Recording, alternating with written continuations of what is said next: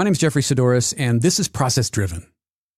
In this episode, I'm doing something a little different. One of the goals I've had for Process Driven from the beginning has been to expand the scope of the conversations I have beyond visual arts as an exploration into how and where creativity overlaps, regardless of the discipline. In this episode, I'm sitting down with Glenn DeCruz, a Canadian musician who records under the name North Atlantic Explorers.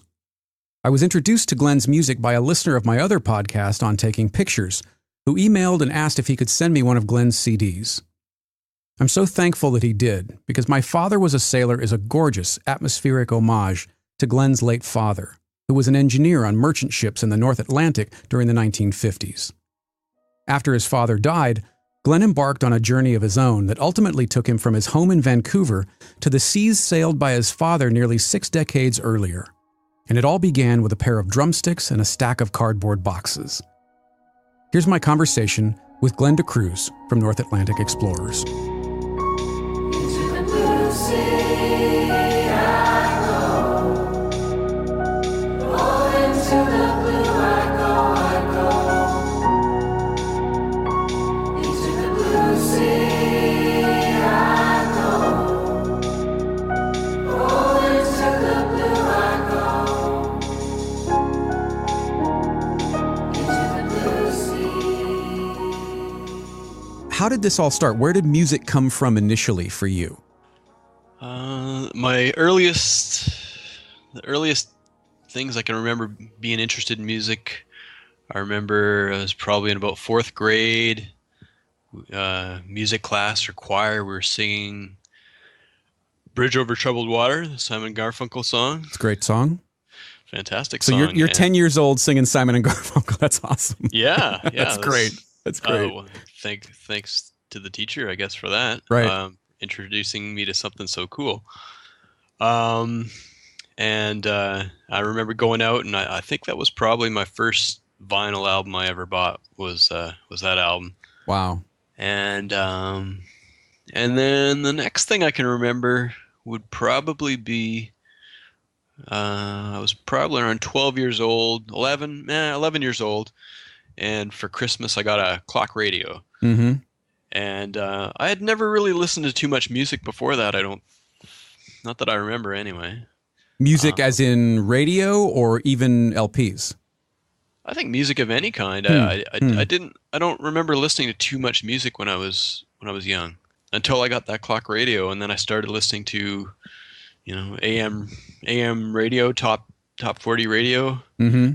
And and I remember sort of around grade 7 or so, sort of, really getting into music. And AM radio was like Journey and Foreigner and Sure. Jay Giles Band and the Police and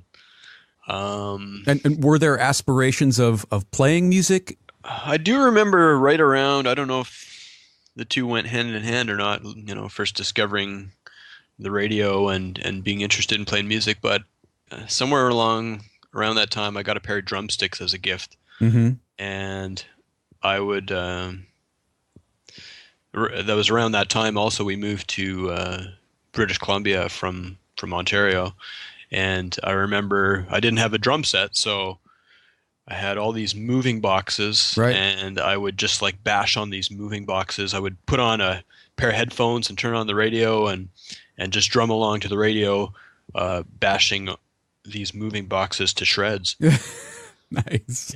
And like literally I went through box after box. I'd have one box, I'd bash one side, I'd turn it a few degrees to the side and bang the other side, and I'd literally over the course of a few months I went through many boxes. And it was soon after that I got my first. I think my parents realized we should maybe, he's not giving this up, we should probably look into getting him a proper drum set, which I did probably around 12 years old. So they were supportive pretty straight away then with your budding musical career, yeah? Sounds like it. Yeah, I don't know a lot of parents whose kids are, I think a lot of parents try and turn their kids away from the drums and more towards recorder or something else, maybe. I don't know. But Recorder, really? Is that what they turn them uh, towards? probably not. Probably not. Maybe. No, probably not. But yeah, I was lucky that my parents were supportive, and I don't remember them having any issues with me playing the drums. So Hmm. that was great. There had to be a band in there somewhere. When did the first band kind of Yeah, form? I probably around 14, 15, something like that. Hmm. Um, I remember having some friends who were kind of musical as well, and I think one of them played keyboards. Of course, that time, sort of, we're talking mid '80s now. So yeah, I had a friend who was into the keyboards, and I think another friend played guitar or bass. So we kind of got together and messed around, but I don't think that was really too much to speak of. It was, I think a lot of musicians now will probably look back and tell you their first bands were, when they were sort of that age, were kind of garbagey. So mine was no different. Yeah. Right. Now, I know I'm skipping a ton of time, but when did it start to become serious for you? When did you think maybe this is a career path? I think I played with some bands that had some decent success locally here in the Vancouver area, Hmm. and we started playing more and more shows, more and more live shows. We got a little bit of a following. People would come to see us play, and the shows were pretty well attended. Uh, I think shortly after that, we probably started getting some more higher profile shows opening for touring bands, out of town bands. And what band were you in? What's the name of the band that you're in at this point? Uh, I was playing with a few bands around the same time, some overlapping, some not. I can't remember exactly now what year and what band, but those bands led to recording and releasing some albums and some touring um, across Canada and pockets of the U.S. and Europe. So yeah, I guess that probably the next phase of the musical journey. So what's in the interim between touring and playing this very hardcore kind of music to Skylines, which is a complete departure? How did that transition? Where did it start? And take me through a little bit of that. Yeah, I can remember being on tour in Spain, and as any musician will know, when you're on tour, there's an awful lot of downtime, and so especially throughout Europe, there's a lot more. Yeah, at that time we were on. It was like a 6 week, almost a 2 month tour, um, and touring Europe is very different than touring Canada. Touring Canada, sometimes you're spending 12 hours driving from one city to the next, but a lot of European destinations are, 2 hours away. Hmm. So a lot of downtime. So I remember to kill time, sort of picking up the guitar, one of the guitarists' guitars, and I'd never played any guitar before, and just kind of messing around with it. And um, sort of that was my first sort of foray into learning the guitar, I guess you'd say. Hmm. And so I just hacked around with that, and I think soon after that I started writing songs of my own, which up to this point I'd always been the drummer, and depending on the band, sometimes my level of being involved in the actual songwriting was sometimes a lot, sometimes not that much, depending on the group I was playing with. But so this is my first sort of foray into writing my own music. Hmm. And did the guitar come easily for you? I would say not. Hmm. I just got to a point where I could write some songs, I suppose. Hmm. And but my theory and music theory and chords and uh, keys and all that kind of music terminology and theory, I was pretty much non-existent. So And completely, the technical nature of it completely foreign to you. You're playing all by ear. yeah, I was playing by ear, and even I'd later when I began playing my own music with other people, I'd be showing them, okay, I do this, and because I couldn't say, well, we're playing in the key of D, and I'm going from this chord to this chord. I didn't know the names of any of that stuff. I just put my fingers where it sounded. Here's where I have my hands when I'm playing this. Exactly right. Wow. And people would tell me, well, that's not a chord. That's what chord is that? And I say, I don't know. And they're like, well, it's sort of a G, and it's sort of a D, and it's kind of halfway, and it's a augmented of whatever it is. And I'd say, okay, well, anyway, so you guys figure it out, and this is what I'm playing. You guys adapt. So yeah, I was definitely self-taught when it comes to guitar, and I wouldn't say it came easily, but I just I think I was more interested in just writing songs, and so I just got to a point where I could, write some songs that I thought sounded halfway decent, and so the songwriting. It sounds like the songwriting was the goal, and the guitar was the best tool at hand to accomplish that goal. Yeah, I think so. At that time, at that time. Later on, I would, going back a little earlier, I took piano lessons for a few years when I was younger, but I don't really remember, I know the basics of like the treble clef and the bass clef and the staff and, reading basic music. But again, my theory is never that strong, and I was never that interested in playing piano when I was that age anyway. I was probably more interested in being outside playing hockey or something on the road. Right. As one would as a Canadian, right? Oh yeah, that's what we do up here, right? And so yeah, piano or guitar was, when I first started writing my own music, it was guitar based, but soon after that I started incorporating the piano as well. And again, I had to. It's sort of kind of self-taught, and I just kind of put my fingers. Same approach as the guitar. I was just putting my fingers on the piano where it sounded good. Where it sounded good to you, sure. And again, I'm sure my chords aren't real chords, and I just it's all about what sounded best to my ear. Yeah, and that's, I think, guitar and piano were the main kind of instruments that I would use to write music, write my first sort of initial songs. I'm fascinated by the departure from the type of music that you were playing versus the type of music that you were writing on your own. It's almost like one was becoming sort of the day job, and then the night job was figuring out where you wanted to go artistically, creatively, musically.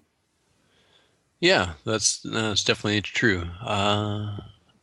I even though I was playing that kind of, heavy punk rock or hardcore or aggressive music live, I think I don't really remember listening, at least at that point.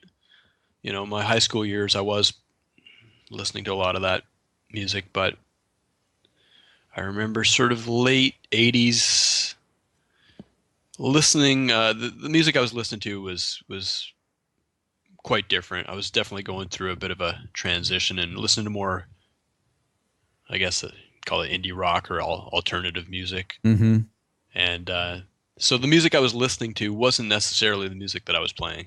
Right. Yeah. And how did that go over with, were the guys in the band of kind of the same mindset, or did that kind of start to rub the wrong way in terms of not being, I don't know, almost fully committed to it? Yeah, I think that maybe did come into play. I remember, when you'd be on tour, people would play, people would take turns putting on music in the van, the tour van, right? And I think the stuff that I was playing was very different than what everyone Mhm. else would put on. So, Like, what's actually, going on here? yeah, I can actually remember. Are you familiar with Freedy Johnson? No. He's like Fruity Johnson? Freedy, Freedy. Freedy. No, Freedy Johnson. No. Freedy Johnson. So just as an example, I remember we're driving. Where were we? It's interesting how music and actual location, you can kind of remember where you were when you heard certain songs. Sure. You know what I mean? So I don't know. This is kind of weird, but I can still remember driving into Barcelona, and Freedy Johnson is I think it was an album called "Can You Fly."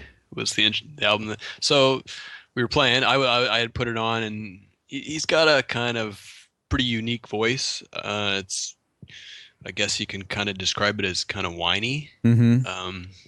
And so we listened to almost the whole album, and I think it's getting down to like the last song or two, and he's extra whiny on this song. He's I can't remember the name of the song, but it's like, I'm gonna sing it a bit.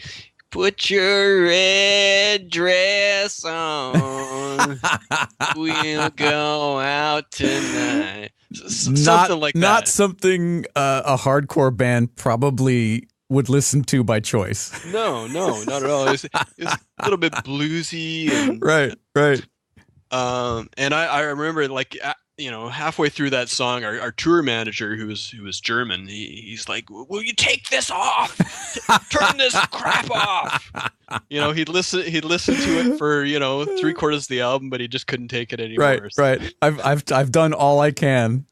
Yeah, I think that's one example, and I'm sure there were other examples of what I was listening to was definitely not what I was playing at that time, and I think people probably realize that I'm kind of not that into. I still played well live, and sure. I was into the shows or whatever, but yeah, definitely a difference between what I was listening to and playing. Was North Atlantic Explorers, when did that start to sort of emerge as a next step? When did that project, you sort of spearheading this project, become real? So I think after I had, I explained about writing some songs, and I played with a band, playing these songs live, and I think we recorded them a little bit, rough recordings. But I think I got to a point where I wanted to release an album of my own music. And I don't remember thinking anything beyond that at the time, other than something I would like to do is to say I'd have done it.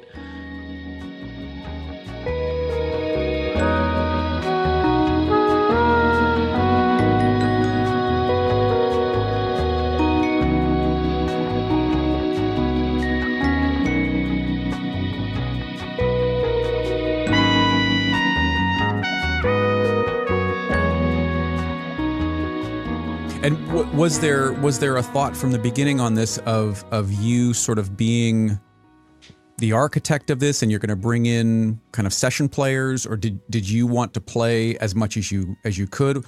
How did you decide the actual logistics or the physicality of how this project came together? When I was playing some of these songs that would later appear on Skylines, playing them sort of earlier on with the band that I described, I don't remember if it really grabbed me in the way that I thought it should. Mm-hmm. The music, the process, both?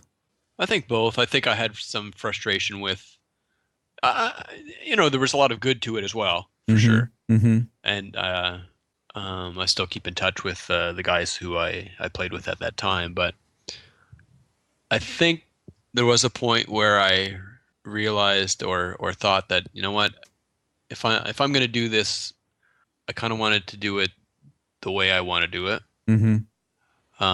I'm make no bones that I'm a bit of a control freak and perfectionist, Mm-hmm.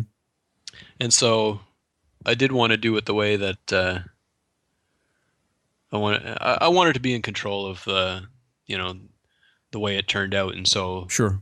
so I could ultimately say, you know what, this is This is my this is thumbprint. This is this, exactly. yeah, yeah. Well, it sounds like it's at least partially a reaction to the previous sort of incarnation of your music in terms of you're just the drummer. You know, sort of you're playing other people's tunes, you're showing up, you're playing, but it's not what you would call you. Yeah, that's pretty much the case. And and there's nothing at all wrong with bands where there are four members and they collaboratively work on an album together Sure. and create something together, and that's completely valid. But just from where I was, I wanted to be able to say, 100%, this is the way I did it, the way I want to do it. Mm-hmm. And how was it received? Pretty well. I think when I was recording it, like I had mentioned, I just wanted to put out an album of my own music, and I don't think I'd really thought too much past that, and I had no idea what exactly the response would be.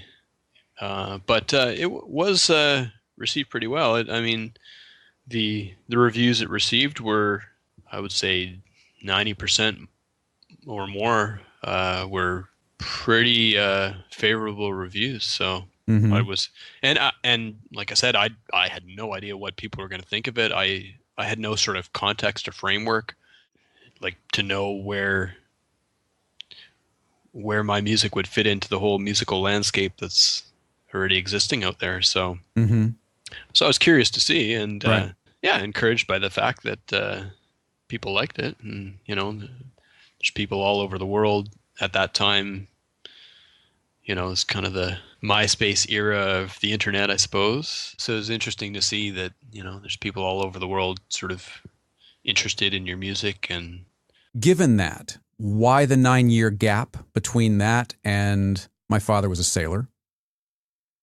And were the nautical themes that are in Skylines, were those an intentional nod to your father, or were those something that you found yourself drawn to and sort of unearthed or explored in more detail in that 9-year period leading up to My Father Was a Sailor? Okay, to tackle the first one about the Just 9 year, two little ones, two little questions. yeah, wow. Okay, here we go. Deep breath. 9-year gap. I think there were a variety of reasons. I think probably the biggest explanation would be just family reasons. My dad's health was not that good around that time. I had young kids as well, Mm-hmm. and so it was just really tough to find time. I think Sure. is the most obvious answer to that. Were you still writing and recording things for yourself in that interim? Yeah, I think when I had time, I did. Mm-hmm. Mm-hmm. I was, when I had time, I was definitely involved in, spending that free time actively working on writing songs and music. And so I know people would see that 9-year gap and probably think I did nothing, but I was recording, and there were a few attempts made at recording some, like a follow-up album. Mm-hmm. I don't know if those, I think I kind of made a couple of different starts and then kind of abandoned what I was doing and started again and abandoned again. Tends to be my, the way I do things sometimes. I resonate with that completely. I mean, my creative life is, if nothing else, a series of fits and starts where I will create a bunch of work, whatever that work may be, and then I don't even know the reasons myself most of the time. It just stops. Yeah, for sure. And mentioning before how I'm a perfectionist, and Mm-hmm. you know, I'm sure some of that stuff was probably pretty good, or others might think it was pretty good, but Mm-hmm. Will it didn't ever really. see the light of day? Uh, yeah, yeah. Some of it probably turned into um, songs that are on My Father's a Sailor. Mm-hmm. Um, Probably in, like some of those songs, but in a different kind of format, Mm-hmm. different kind of we kind of recorded them in different style or different manner. So I think that's probably mostly addressed the first question about Sure. why the gap. Yeah, sure. And then to answer the second question, I was actually working on. So after the fits and starts of recording, I was actually well into the process of recording a follow-up album to Skylines. Some of the songs were nautical themed, but it wasn't a fully nautical themed album. I Mm-hmm. think I had like 3 or 4 songs that for some reason um, had that, kind of sea theme to it. Mm-hmm. Um, During and we're pretty pretty well into the process. I'd say like 2/3 of the way or 3/4 of the way through recording or finishing this album when my dad passed away. Mm-hmm. And so, just to give a little background about my dad, he during way back in the 1950s, he was an engineer on British Merchant Navy steamer ships, Mm-hmm. and spent most of that decade, most of the 1950s, on 15 or so, working on 15 or so different ships as an engineer, different anywhere from like I think when he started, he was like a 4th or 5th engineer, and then by the time he later that decade, he was probably 2nd or 3rd or 2nd engineer, depending on the ship. Mm-hmm. And where were these ships based out of? Yeah, so he lived in Scotland for all that time, and he was based in Glasgow. Mm-hmm. Mm-hmm. And so I kind of shifted my focus. I kind of put that album that I was working on hold, and shifted my focus. I to create a new album, which would become My Father Was a Sailor. Mm-hmm.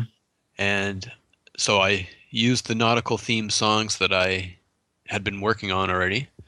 I wrote, probably my dad's passing inspired me to write some additional ones. Sure.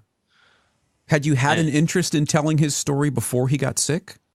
Because there are, even on Skylines 2005, you've got, some song titles at least that are reminiscent of nautical themes. So was there something kind of creeping in there under the surface, or did it become more important once he got sick and ultimately passed?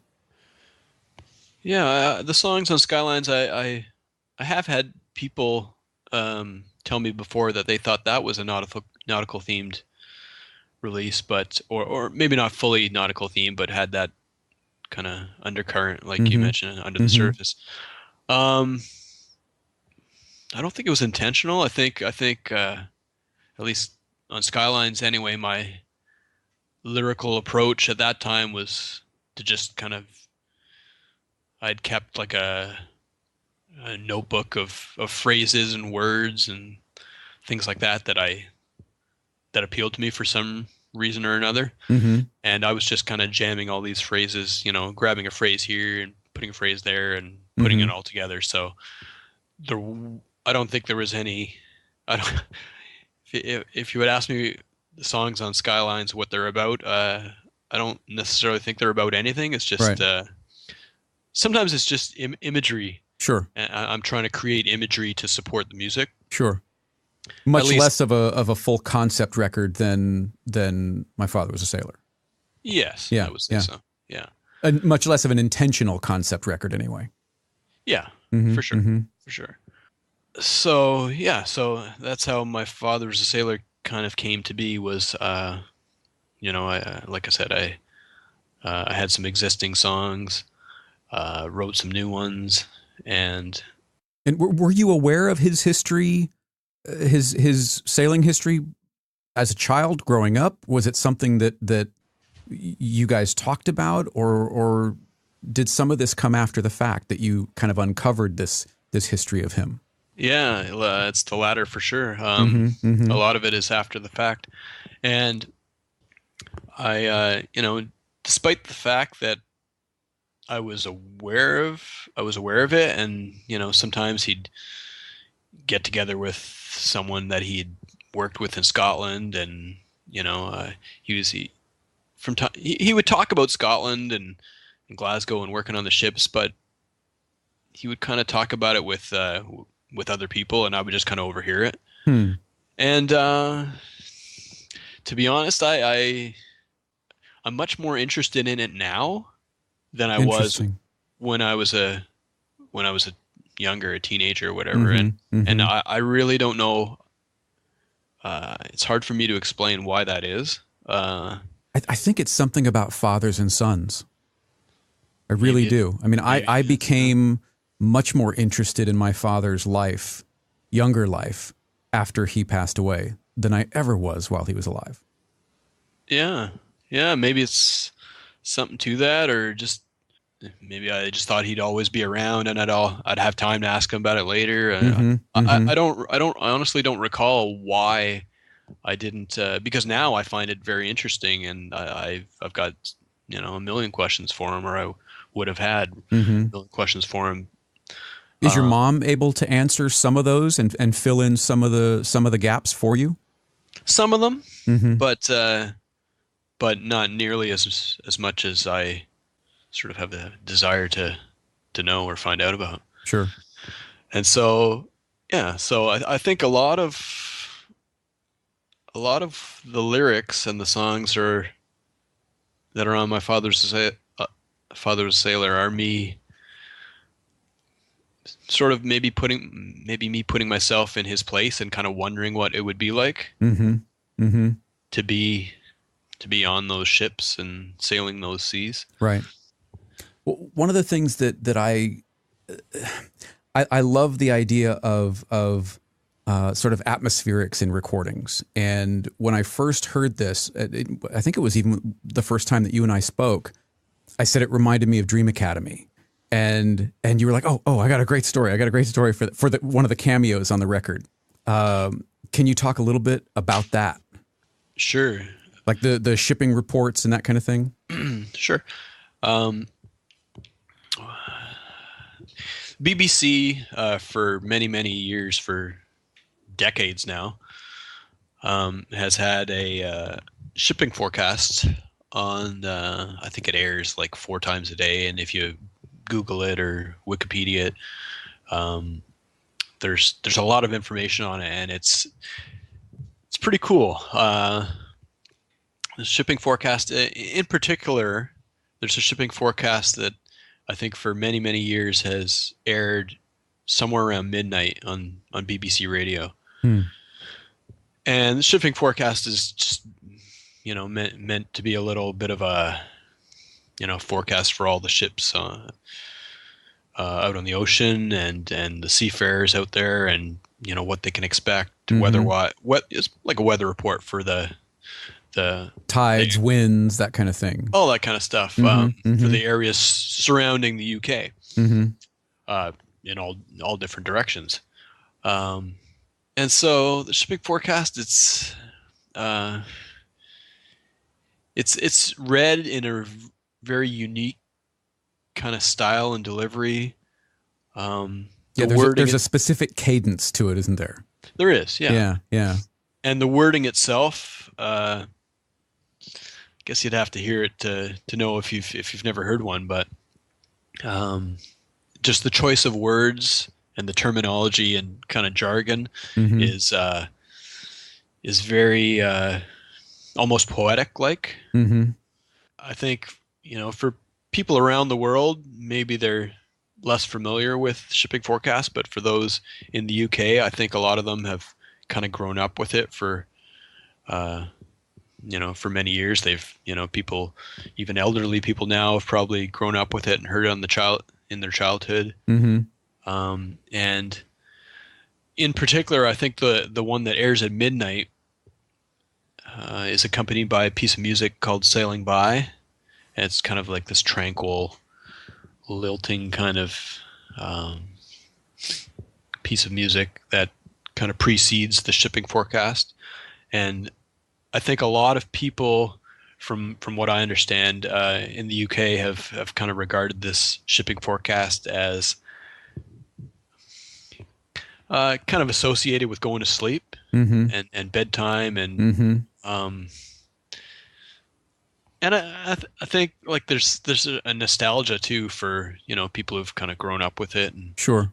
heard this throughout their whole lives. And so so the shipping forecast itself is kind of this really unique kind of entity.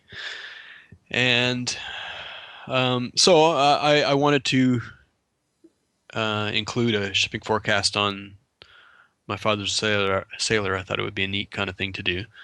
Initially, I approached the BBC about using some audio from 1950s era audio to include on the album as some sort of a interlude or something to that effect. And Sure. And I can't remember if they said they didn't have any audio from that time or they couldn't give us permission to use it.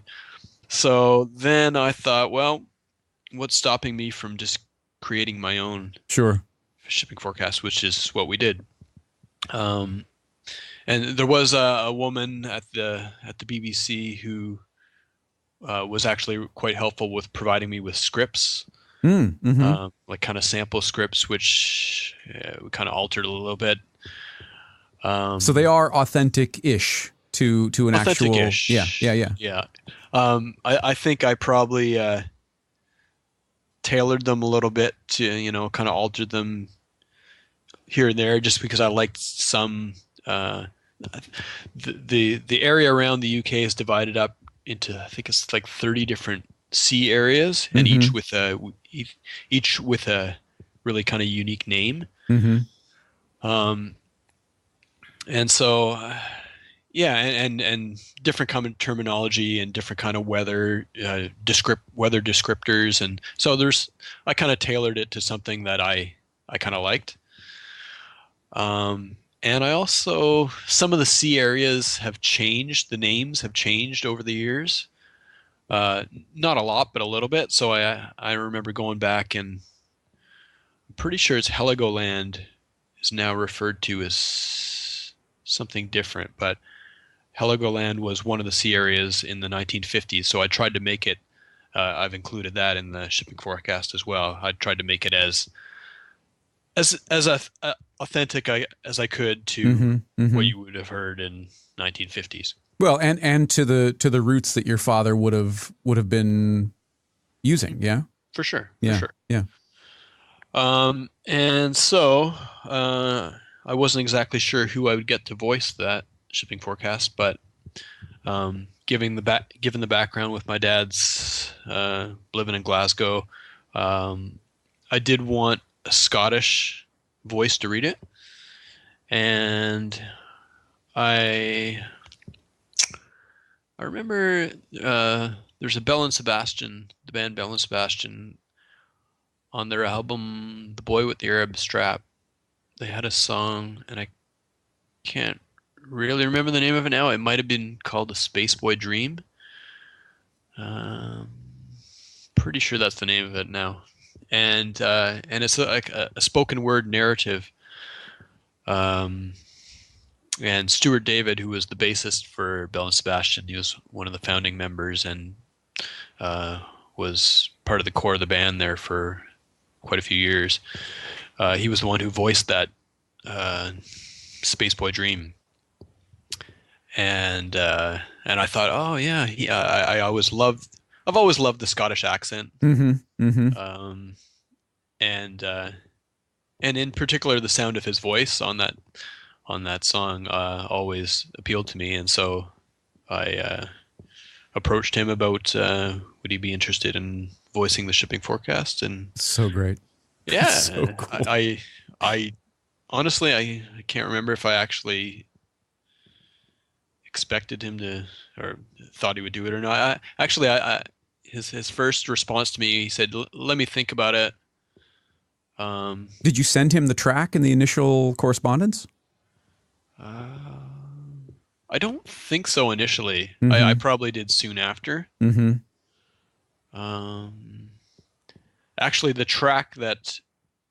music that was would be used underneath the shipping forecast was, at the time that he ended up doing it, was not. It's different music than actually created a new piece of music to go underneath that than what he had read at the time. Mm-hmm.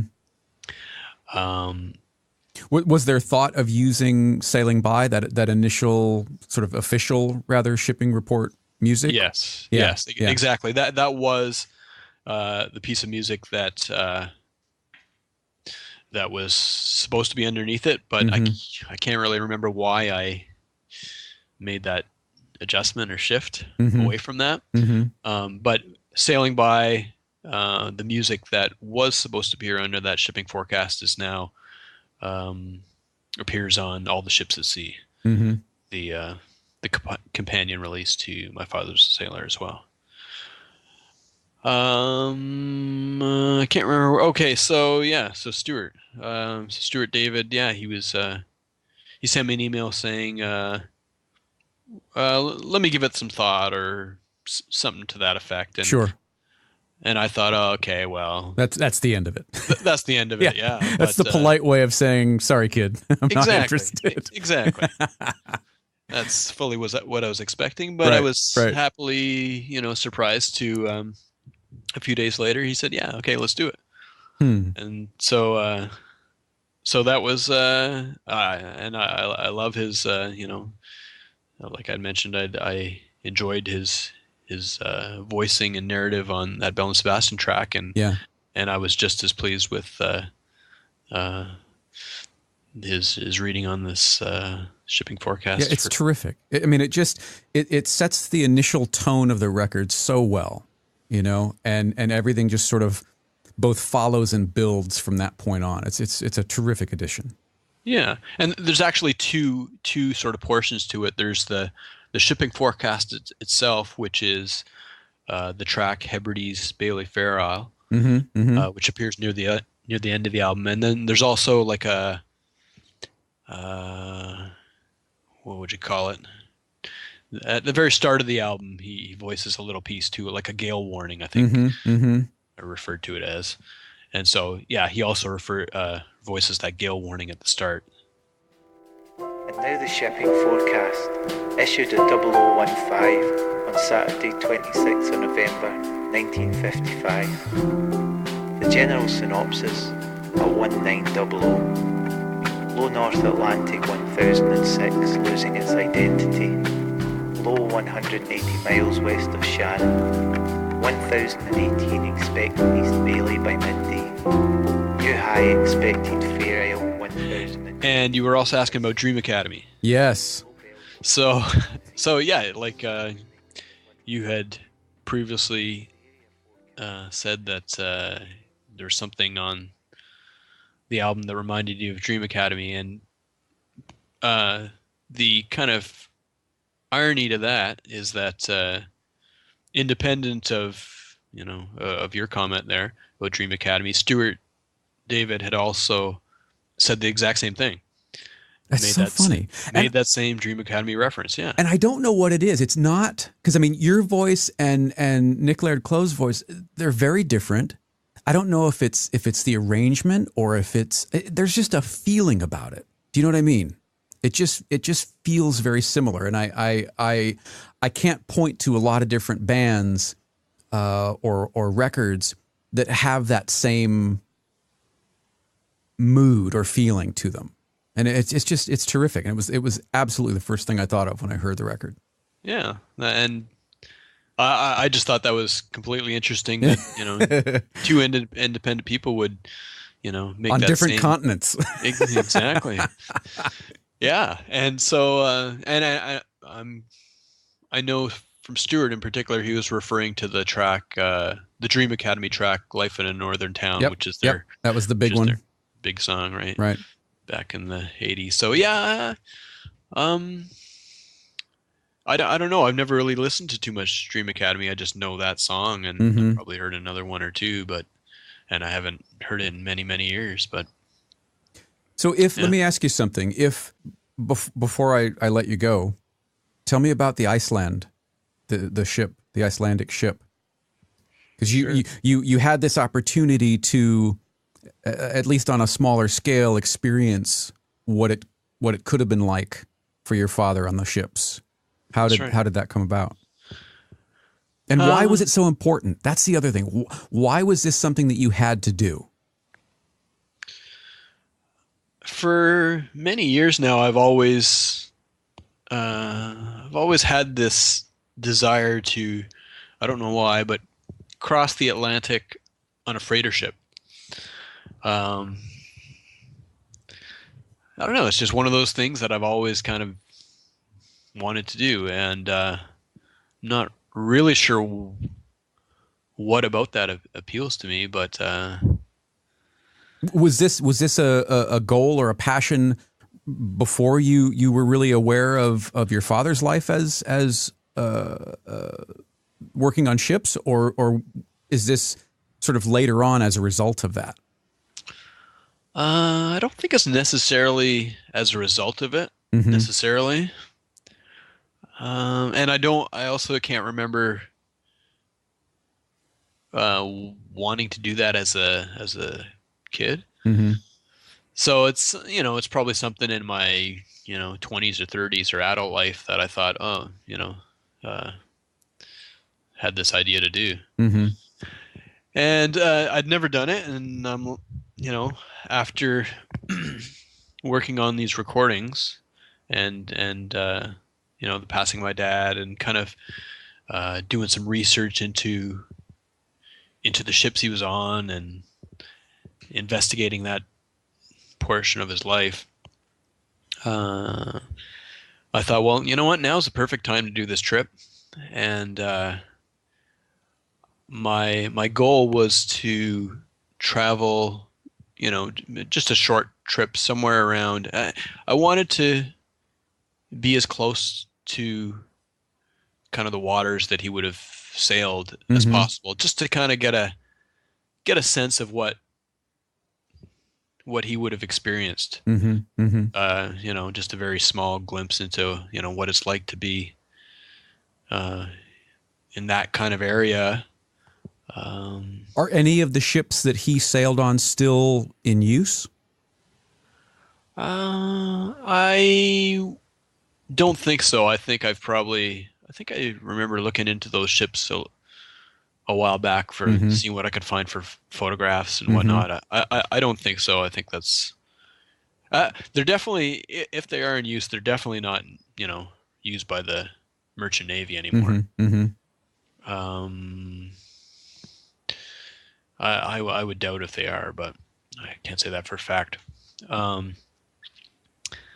And so I approached various shipping companies about, like I was saying, I was wanting to travel in that kind of, in those waters, like the North Sea, North Atlantic. That was my area of interest, and approached shipping companies about the possibility of taking, getting passage somewhere in that area on one of their ships. And I had a lot of no's, and a lot of no responses. Right. And did you explain the what and the why, like why this was important and the project that it had come out of, or was it, did you attempt this sort of independently of the creative work that had come before it? I feel as if I probably did, give a couple lines as to, my purpose for wanting to Right. board the ship. And still everybody was a no, or almost everybody. Yeah, Yeah. yeah, I think so. And I had all but given up on this idea.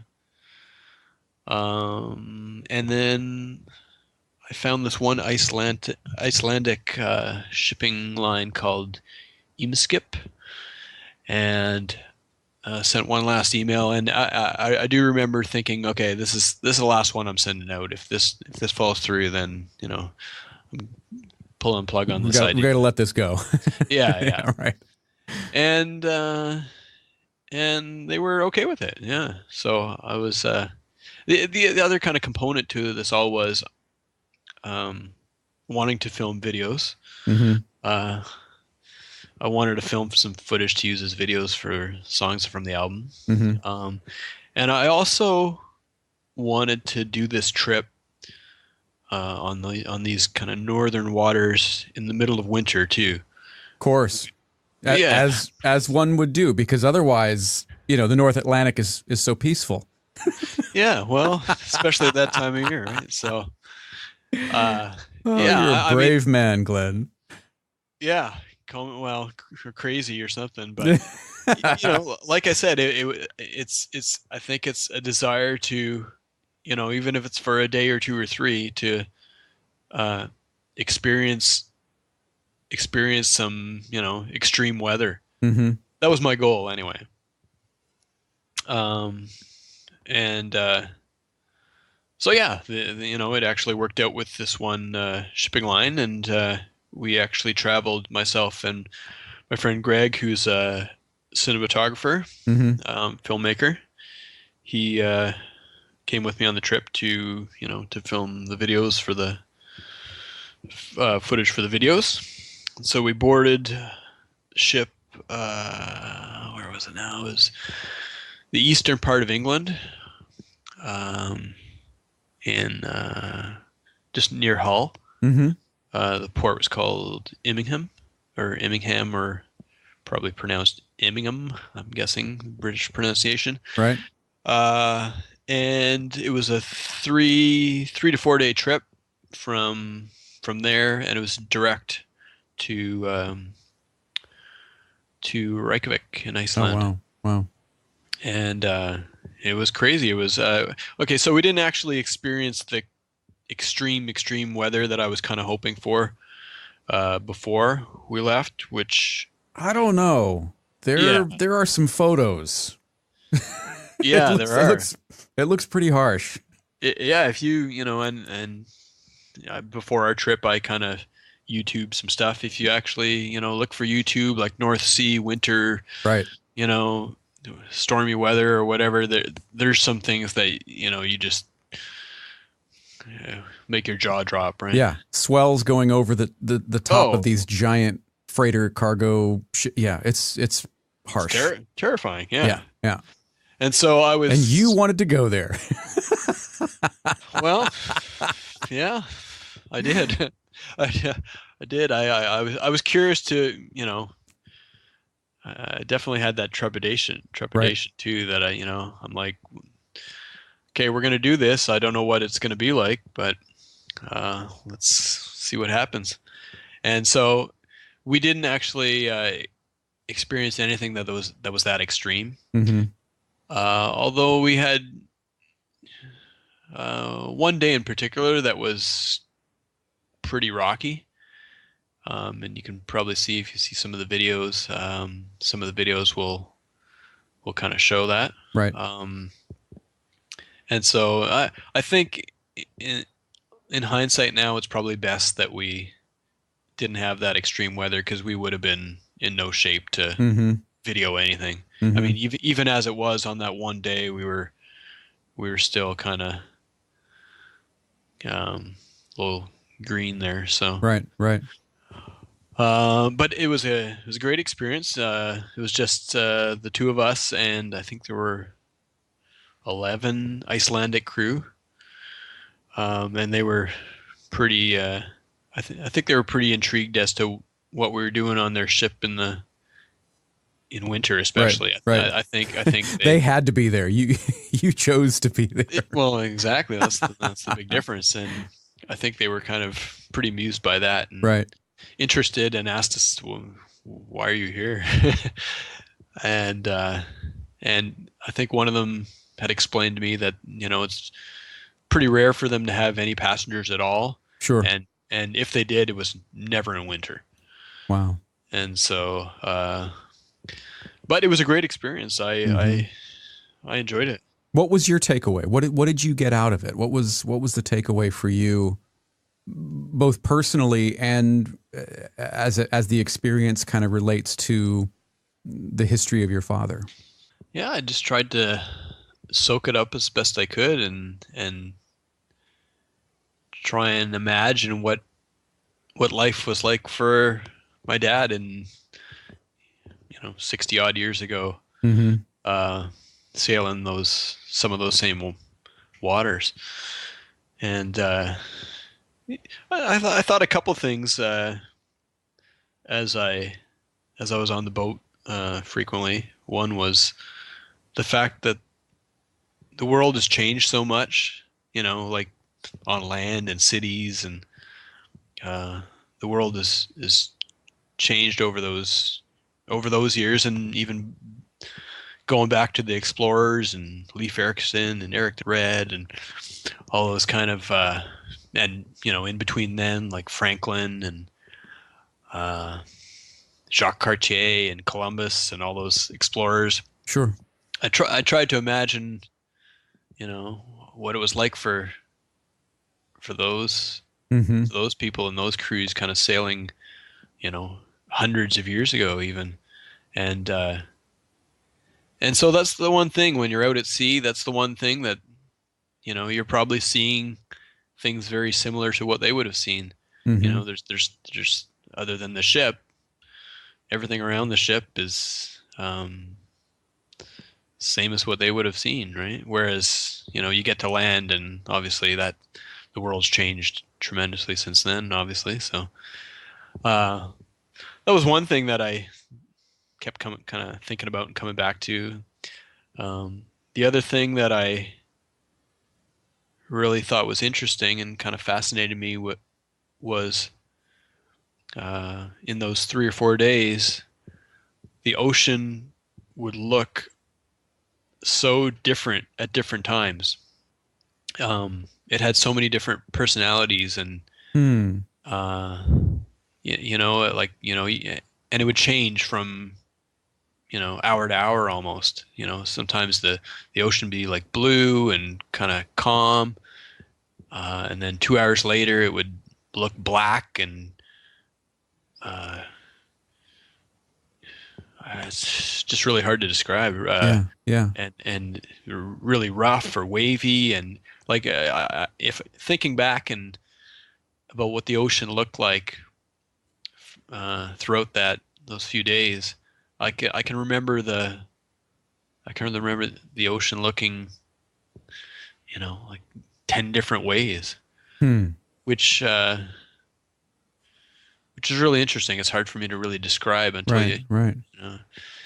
But you're sharing those experiences with hundreds of years of history and dozens of people who hundreds, maybe thousands, maybe who knows, of people who have seen those exact views, that exact character of the ocean that you've described. Sure. Yeah. It's fascinating. Yeah, it was. It was fascinating, and the other thing that kind of crossed my mind many times is that you're so isolated up there. That time of year, there's not a lot of ships traveling to Iceland.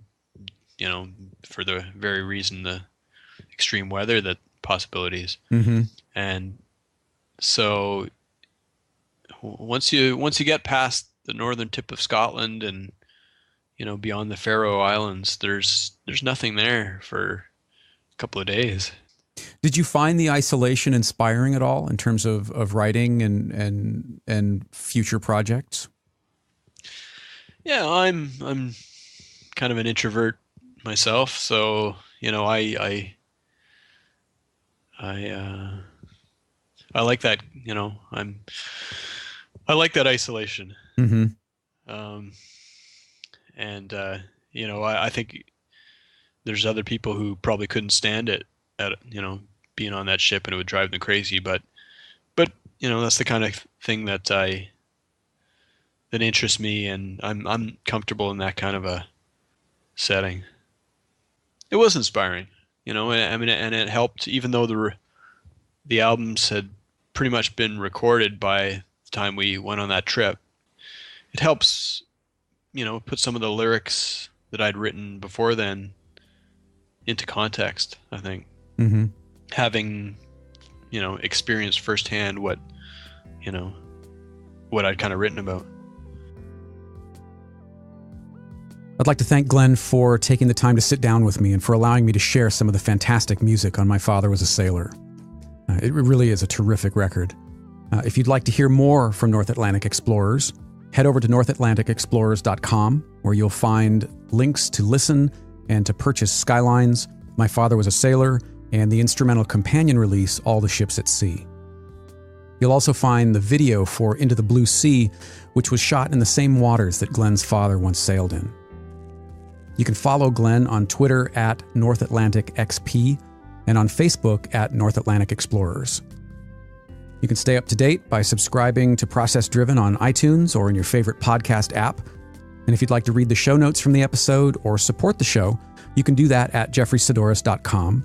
That's JEFFERYSADDORIS.com. You can also support the show by sharing it on Twitter or Facebook, or by leaving a review or a rating on iTunes. And if you know someone who you think might make an interesting conversation and you can put me in touch with them, you'll find me on Twitter and Facebook at Jeffrey Saddoris. And now, as an added bonus, here's The Sailor and the Stenographer by North Atlantic Explorers. Thanks very much for listening, and I hope you'll come back for the next one.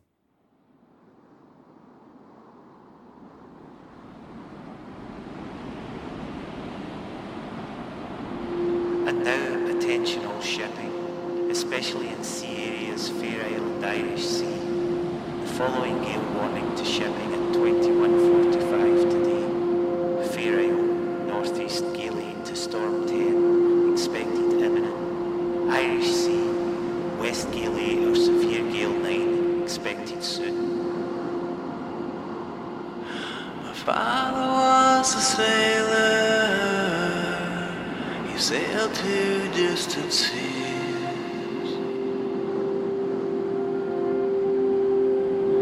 My father was a sailor for the British Mercantile Marines.